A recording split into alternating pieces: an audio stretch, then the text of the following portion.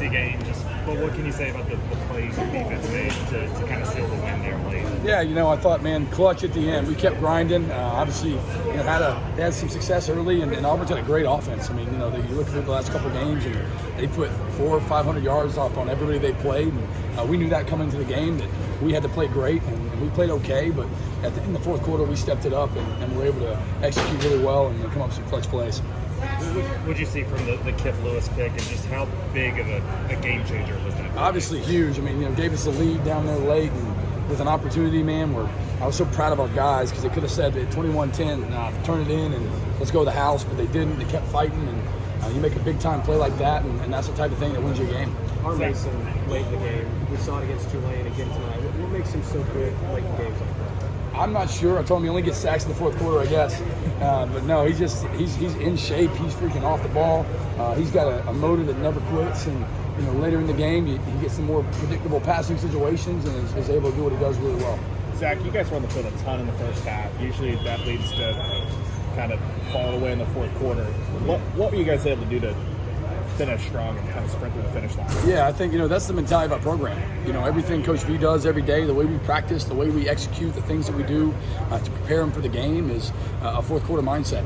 When everybody else is going down in the fourth, we're trying to be better, and I think we showed that tonight, and was just really proud of the grit the guys showed for sure.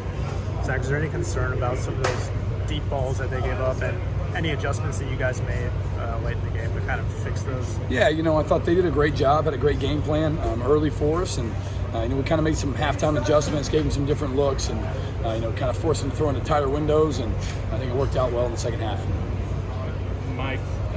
Mike finds J.J. Hester for the big play in the fourth quarter. Then Kip Lewis gets the pick. Is that kind of the complementary football that you guys are really looking for? Is that an example of that? Absolutely. I think we had to play well in all three phases.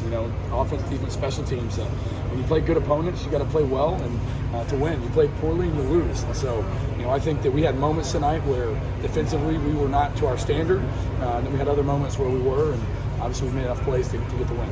Zach, what can a win like this do for the rest of your season? Obviously, you guys have so many tough opponents going forward, but what can a win like this come from behind do for this team? Yeah, I think it just makes them believe even more in just what we're doing and what we preach every day, and just the execution and the physicality it takes, and that every week it's hard. It gets harder and harder to win. It never gets easier. So you got to put the work in every week, and I think they feel that coming out of this game that, man, we're not where we want to be, but we're on our way. What did you see from Kobe McKenzie today? It looked like he almost had a couple picks, had that sack too. Just what did you think of his performance? Yeah, no, I thought Kobe played well. We'll see from the tape, when we get in there. I'm sure it's never as good as you think, never as bad as you think, but I thought he played well and really executed the calls. And these guys always ready and comes off the as a 12th man a lot of times, and can start for us too, depending on the game. And I trust him like a starter, so never afraid to put him in critical moments. And he's shown he can make plays in those times.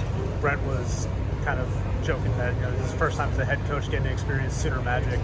Your first time kind of experiencing a thrilling win like this here. What was it like? It was awesome. I'm all for winning games. Anytime we want to win the game, I'm cool with it. So it was awesome to make the plays down the stretch to do it.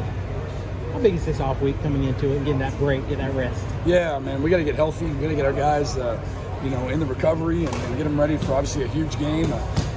Number one in the country and all that. So we get them ready for Dallas down next week. But this coming week, we just got to do a great job of working on Oklahoma.